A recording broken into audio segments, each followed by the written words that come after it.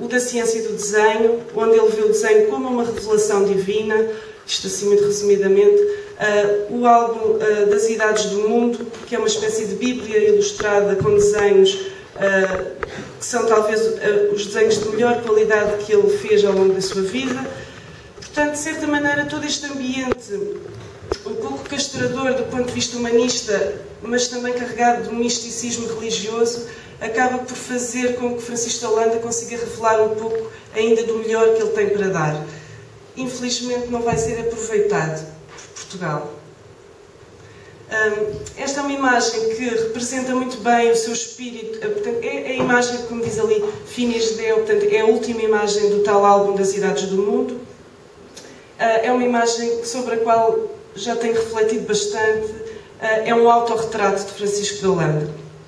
E então encontramos aqui Francisco de Holanda a oferecer o seu álbum, que é um códice, com 146 imagens que representam as várias idades do mundo segundo as Sagradas Escrituras, e temos nesta imagem um cão que abocanha o livro, não é? Com alguma ferocidade. Esse cão tem escrito, não sei se vocês conseguem ver, a malícia do tempo.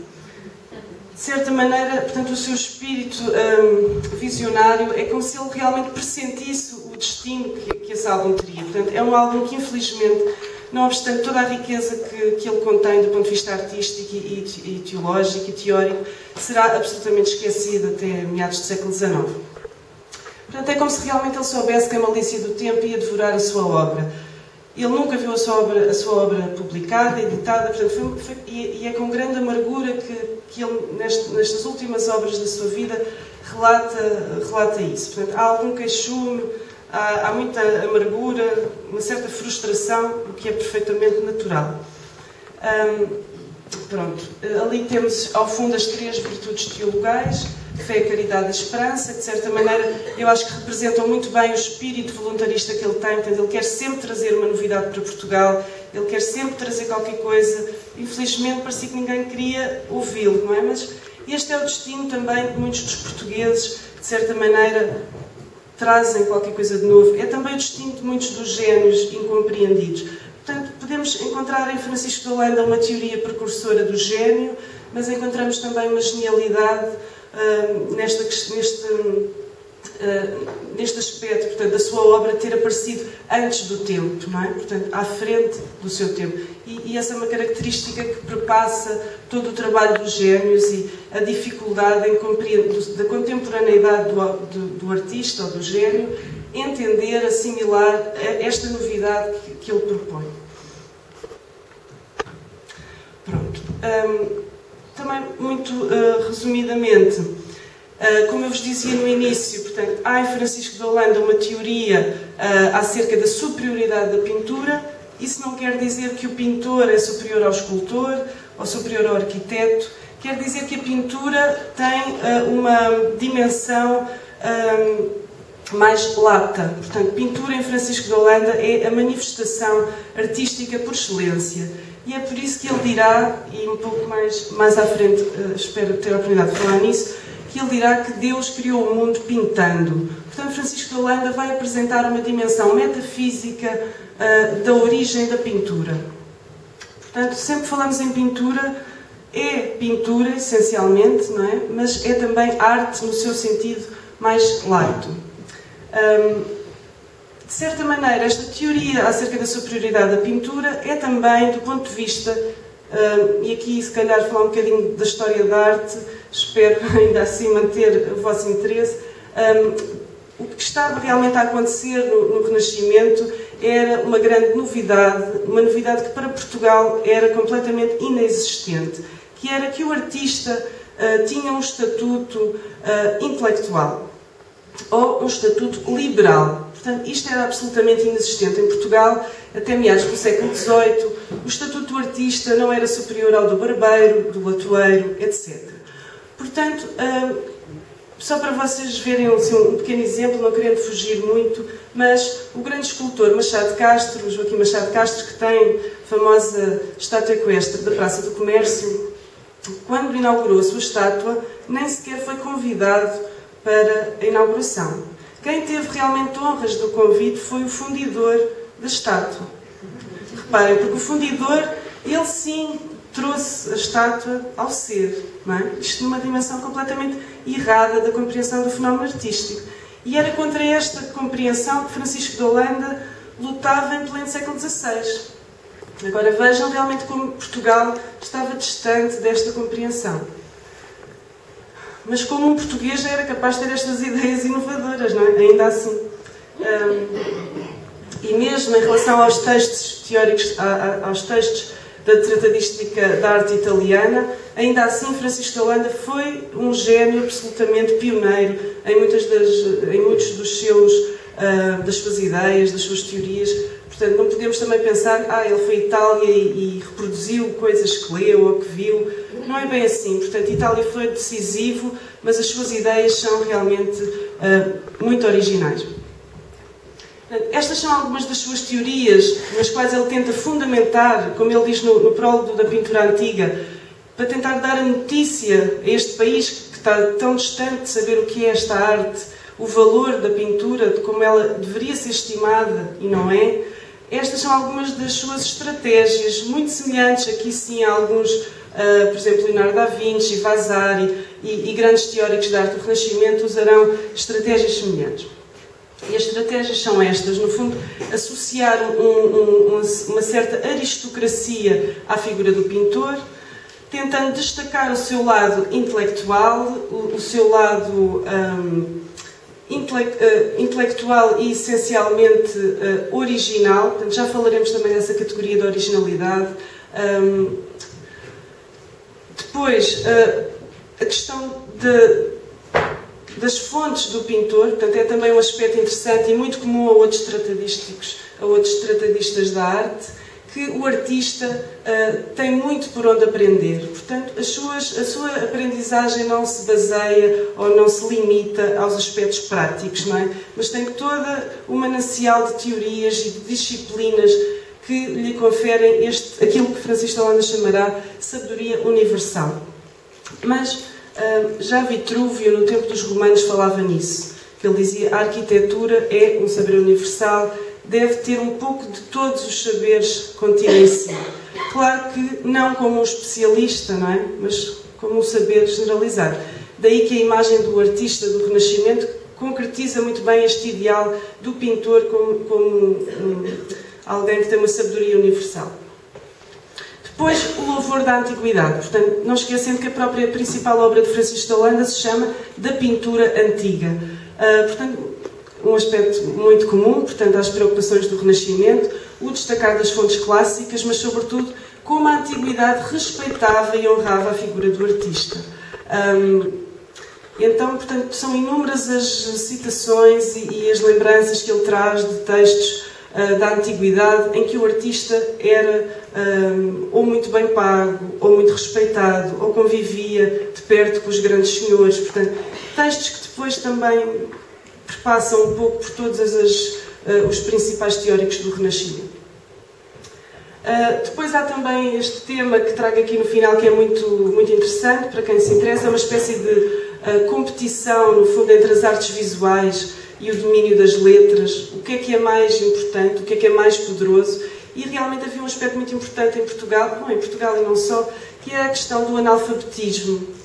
E então a pintura era realmente a mais democrática de todas as artes, porque a pintura ensinava os ignorantes, ensinava os analfabetos, e, portanto, daí também a tal moda, entre aspas, das bíblias ilustradas. O poder da imagem era realmente muito forte. E esse era um dos grandes louvores. Portanto, isto no fundo são tudo argumentos que servem para mostrar a grande importância da pintura.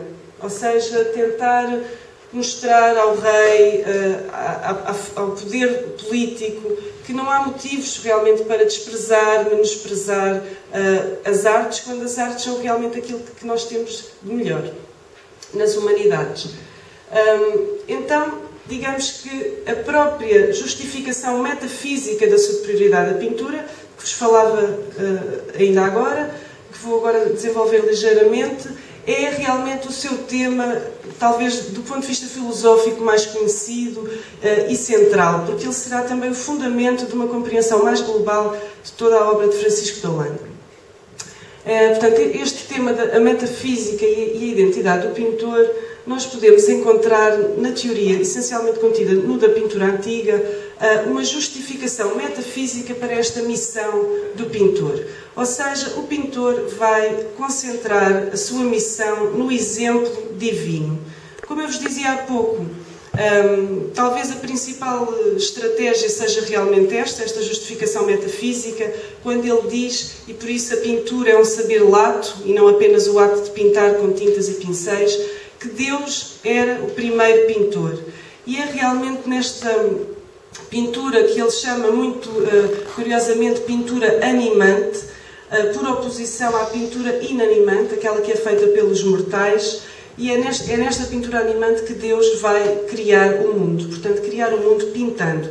E é exatamente assim que Francisco de Holanda começa o da pintura antiga. Portanto, são linhas absolutamente geniais, de grande originalidade,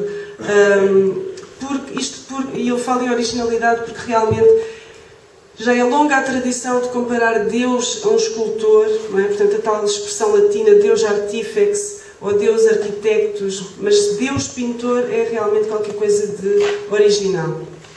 Pronto, ainda que as fontes se fossem partilhadas com muitos autores da sua época, a sua necessidade de destacar a pintura leva-o a colocar a figura divina como o primeiro pintor. E então temos aqui esta citação que gostaria de ler convosco. Deus, quando quis pintar tudo o que vemos como perfeitíssimo pintor, sobre a escuridade e trevas que cobriam o grande retábulo do mundo, começou logo com o claro, e por isso é mais nobre o claro do que o escuro. Portanto, Francisco de Holanda dará um poder metafísico à luz, ou seja, a luz é realmente o elemento pictórico nas mãos de Deus. É com a luz que Deus pinta. E o próprio ato de dividir o dia em dia e noite é um ato de pintura. Portanto, a luz é, digamos, o primeiro material pictórico. E porque falamos de um artista, não é? Portanto, é também essencial. Eu vou trazendo alguns bonecos interessantes. Este desenho é fundamental, representa o primeiro dia da criação. É um desenho que nós podemos perfeitamente colocar em perspectiva quando lemos o da pintura antiga. Portanto, este desenho pertence à tal Bíblia Ilustrada que vos falava há pouco, o Livro das Idades do Mundo.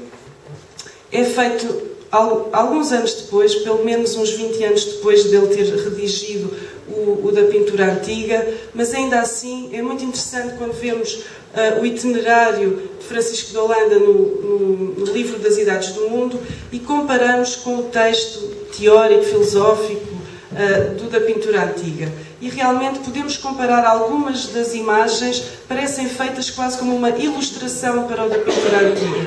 É o caso realmente do primeiro dia da criação, onde vemos aqui, e lembrando aqui um bocadinho a apresentação do André que falou antes, portanto, o alfa e o ômega, esta representação absolutamente original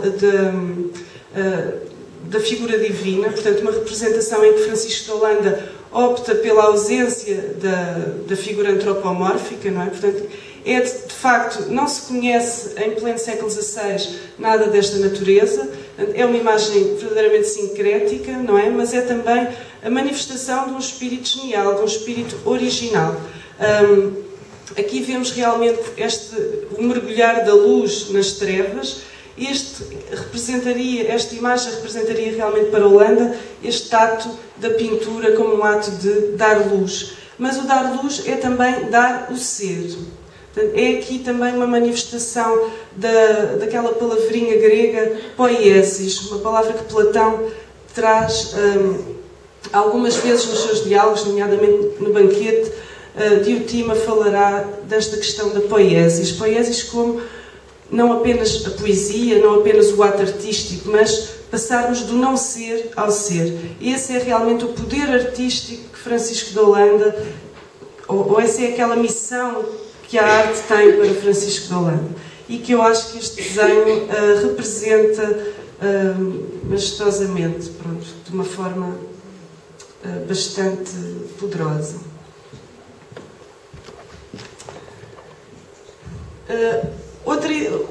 Outro conceito fundamental em Francisco de Holanda, e desculpem se vou assim um bocadinho depressa, eu gostaria muito de tentar passar o mais importante na minha perspectiva, claro que é sempre limitada, mas depois, se vocês quiserem aprofundar alguma coisa, eu fico à vossa disposição, por e-mail, evidentemente, para, se quiserem aprofundar algum tema, porque de certa maneira é um bocadinho leviano apresentar assim coisas desta envergadura e depois... mas pronto. A ideia é realmente o conceito filosófico principal da estética holandiana. A ideia é também um conceito que não aparece por acaso na sua obra. Aparece porque estamos a entrar no maneirismo. Francisco de Holanda é também um autor que, para além de estar muito à frente do seu tempo, pelo menos em Portugal, ele apanha exatamente o movimento artístico que encontra em Itália, só que sem saber, não é? Portanto, esta coisa de dividirmos os períodos da história da arte, Renascimento, maneirismo, barroco, etc., é uma coisa que é feita de forma absolutamente artificial, à distância, como vocês sabem. Portanto, Francisco de Holanda é um espírito muito sensível, muito atento àquilo que se passa na elite artística e mais criativa de Itália. E ele compreende uma coisa muito interessante, essencialmente que lhe é passada por Miguel Ângelo, que é a passagem de um renascimento essencialmente florentino, muito rigoroso, sujeito às regras da geometria, da matemática, da perspectiva, para uma manifestação artística que é a maniera, portanto, uma espécie de maior liberdade que o artista começa a ter a partir do final do século XVI. Vai permitir que Miguel Ângelo, por exemplo, dê quase um gigantismo a algumas das suas figuras, ou um corpo relativamente másculo a algumas das suas mulheres. Ou seja, esta liberdade na escala, na escala, na proporção e etc., são questões que Francisco de Holanda capta imediatamente. Portanto, o maneirismo é, sem dúvida, apesar das suas bases serem as renascentistas, é no maneirismo que ele se vai desenvolver ou identificar, mesmo que não tenha consciência disso, não é? Porque ele está realmente a viver em pleno estas mudanças ideológicas que são muito subtis. Então, voltando aqui à ideia, portanto, a ideia é realmente talvez a expressão filosófica mais interessante da tal corrente artística do maneirismo. Não é? Isto porquê? Porque a ideia significa um corte com a mimesis, portanto, um corte com a tal cópia exata da natureza. E Francisco de Holanda traz-nos também uma dimensão da natureza, porque ele fala muito na antiguidade e na natureza, como todos os teóricos da arte do Renascimento. Mas o seu entendimento da natureza é muito mais profundo do que aquele que encontramos, por exemplo, em Alberti, que vê na pintura uma janela para o mundo. Quando Francisco de Holanda fala de natureza, ele fala de uma espécie de uma compreensão grega da physis, ou seja, uma espécie de uma totalidade viva, não é? Que contém o tal princípio e fim, em permanente sucessão, em permanente devir, mas no eterno devir. E então este entendimento da natureza muito especial e muito subtil também na obra de Francisco de Holanda vai permitir que seja através desta passagem do não ser ao ser, neste ato de imitação da pintura divina, que o artista vai revelar o seu gênio. E este gênio é revelado através da ideia. Então vamos só, antes de tentar explicar um bocadinho melhor, ler esta citação, que diz muito mais do que aquilo que eu posso explicar. A ideia na pintura é uma imagem que há de ver o entendimento do pintor, com olhos interiores em grandíssimo silêncio e segredo, a qual há de imaginar e escolher a mais rara e excelente que a sua imaginação e prudência puder alcançar. Então a ideia, não é? Temos aqui nesta frase, que é extremamente poderosa, muita informação. A primeira que podemos destacar logo, não é? A ideia é uma imagem. Ou seja, portanto, a ideia não se refere à tal ideia platónica. Portanto, a ideia não é um arquétipo, quer dizer, a ideia é um arquétipo, mas a ideia não é um conceito abstrato. A ideia é uma imagem. Daí que Francisco de Holanda vai destacar a imaginação como a faculdade principal do trabalho do pintor. E ele depois diz, portanto, que há de ver o entendimento do pintor com olhos interiores.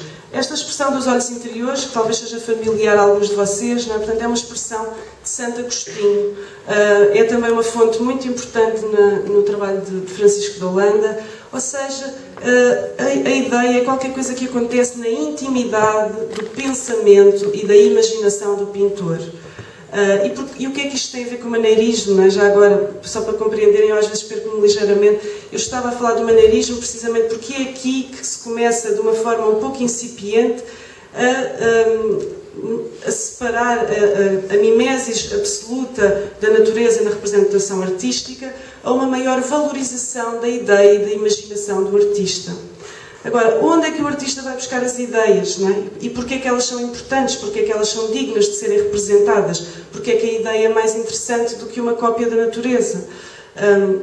São questões que Francisco de Holanda vai, de certa maneira, desenvolver, não é? Num período muito anterior àquele, por exemplo, do romantismo, em que todos estes conceitos vão ser amplamente desenvolvidos. Portanto, daí sempre eu querer destacar esta nota do pioneirismo de Francisco de Holanda, porque é realmente extraordinário. Outro aspecto aqui muito interessante no final desta frase, que é a prudência. Ou seja, portanto, apesar da ideia ser interior, apesar disto tudo ser dado em grande segredo no pensamento do pintor, nem tudo é permitido. Não é? E já os gregos e os romanos falavam nisto. Ou seja, estas novidades do romantismo não são assim tão novas, não é? Portanto, esta sabedoria já perpassa um pouco desde a antiguidade. A prudência significa o tal espírito da verosimilhança, ou seja, o pintor também não pode fazer o maior disparate que lhe vier à cabeça. Portanto, o ato interior do processo, o processo mental que antecede o dar corpo, o dar ser, não é? O tal movimento poético da arte, já é um movimento de reflexão, seleção, prudência e escolha. Entre o irracional e o irracional acontece qualquer coisa de extraordinário, que é, vai nascer uma obra de arte. Pronto, e esta questão do irracional e do racional eu vou desenvolver aqui um bocadinho mais à frente, mas tem a ver com esta questão, portanto, da imaginação ou da ideia à obra final. Há uma série de processos que podemos chamar uma metodologia da pintura. É uma coisa completamente nova. No século XVI, em Portugal, não havia método, muito menos para a pintura. Portanto, Francisco de Holanda é realmente extraordinário nestas inovações.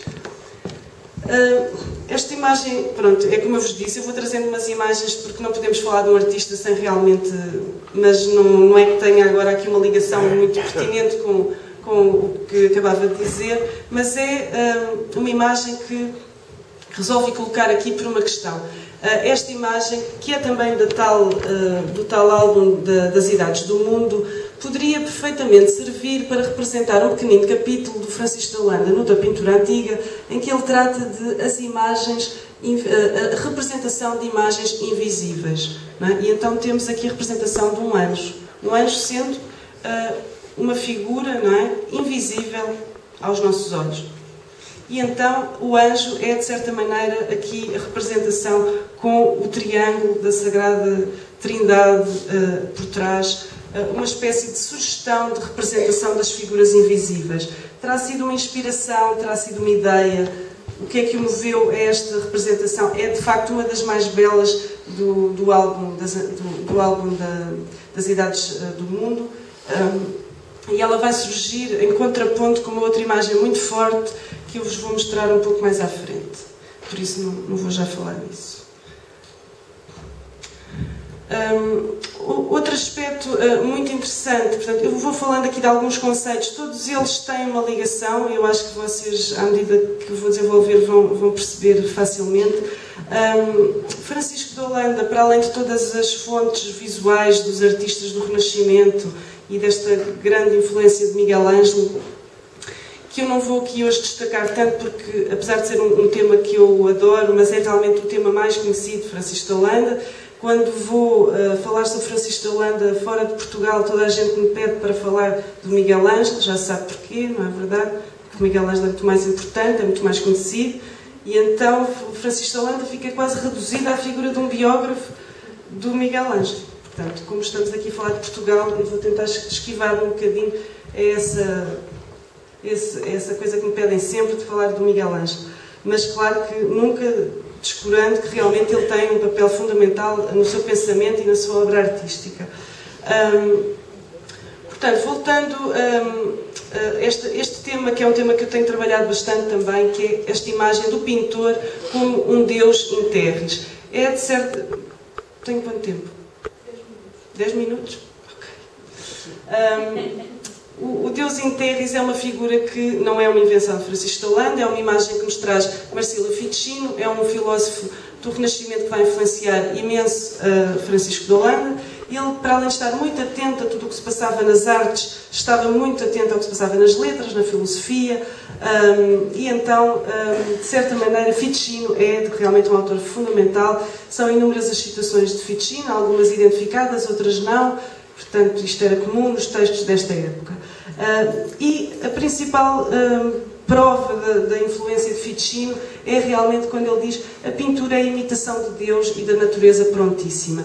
E aqui recuperando aquele entendimento da physis, da natureza grega, ou seja, a natureza é esta força que dá a vida. Okay? Portanto, a pintura é como a natureza. Não quer dizer que seja uma cópia da natureza como faziam ou como defendia o Alberti, ou como faziam os grandes renascentistas de Florença. Mas a cópia da natureza dá-se precisamente pela cópia do gesto divino, da criação. Pronto. Aqui temos realmente uma imagem que espelha bem, aliás, já falo aqui em espelhamento, não é? Portanto, espelha bem toda esta corrente que acontecia precisamente nesta altura, neste final do século XVI, em que Miguel Ângelo realmente tem esta representação magistral da criação do homem. Francisco de Holanda também representa. Aqui o que eu só queria destacar é o que se passa dentro desta espécie de útero divino, que é um conjunto de ideias, não é? Portanto, talvez Miguel Ângelo, talvez, isto é apenas uma hipótese que eu coloco, dada a sua proximidade, que está mais do que provada, e a amizade entre eles, apesar de alguma diferença de idades, portanto, Miguel Ângelo era bastante mais velho, talvez o que se passa dentro deste grande cérebro ou útero que rodeia Deus, possam ser as tais ideias, portanto, as tais ideias que estão na gênese da criação e que o artista, de certa maneira, imita. Daí o espelhamento entre o homem e Deus, neste caso numa opção antropomórfica, não é?